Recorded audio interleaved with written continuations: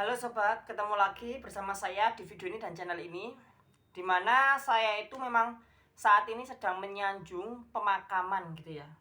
Bukan menyanjung ya, tapi mengkritik gitu ya.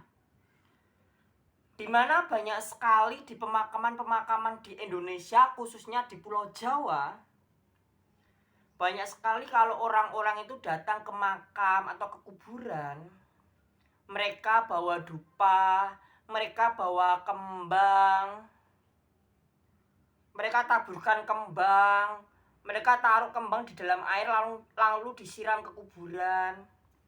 Mereka berdoa di kuburan, mereka meminta doa atau berdoa kepada orang yang sudah mati, atau dia meminta sesuatu kepada seseorang yang sudah mati. Dan saat saya melihat tradisi-tradisi di Indonesia, khususnya di Pulau Jawa, ya memang agak shock ya, agak terkejut aja. Terkejutnya tuh gini. Oke lah, saya orang Jawa.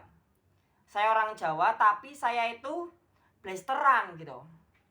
Saya itu blasteran gitu. Jadi blasteran antara orang Jawa sama orang Yahudi gitu ya.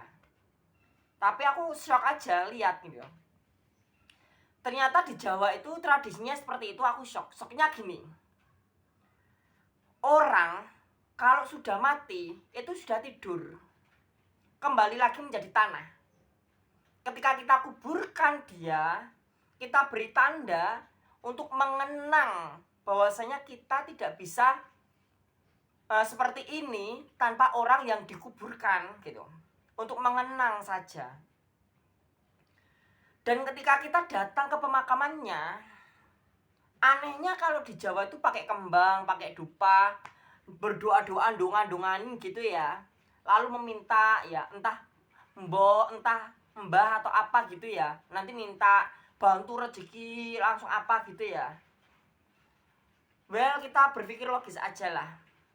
Orang yang sudah mati itu pikirannya sudah mati, panca inderanya mati, sel-selnya mati. Dia akan mengalami pembusukan dan hancur menjadi tanah, diuraikan oleh pengurai. Lalu untuk apa sih? Untuk apa? Apa gunanya kembang? Apa gunanya bunga bagi dia yang sudah mati? Ngeliat aja nggak bisa, sudah mati. Panca inderanya mati. Ngerasakan apa juga nggak bisa. Hatinya juga mati, pikirannya mati. Lalu apa gunanya? Apa gunanya dupa untuk orang yang sudah mati? Lalu anehnya di kuburan dia minta doa sama orang yang sudah mati gitu. Minta doa gitu. Pak, Bu, Mbok atau Mbah gitu ya. Bantu rezekinya putramu atau putrimu gitu. Dan itu nggak logis banget gitu. Itu nggak logis. Orang udah nggak bisa apa-apa kok masih dimintain gitu ya. Nggak logis banget. Dan tentunya kita itu sebagai manusia harusnya bisa berpikir. Karena kita menjadi makhluk yang memiliki akal budi, memiliki pikiran untuk berpikir. Apa gunanya Tuhan memberikan pikiran, akal budi kepada kita kalau kita nggak pernah menggunakan akal budi itu? Jujur aja, secara pribadi aku sendiri aja kalau datang ke pemakaman, aku itu nggak bawa kembang. Kalau aku datang ke kuburan, datang ke pemakaman, aku tuh biasanya tuh nggak bawa kembang, nggak bawa dupa, nggak butuh apa-apa. Aku cuma membawa hatiku. Kalau aku ingin datang ke pemakaman seseorang, yang aku bawa itu hatiku, niat di dalam hati dan ketulusan hatiku untuk datang ke makamnya si dia.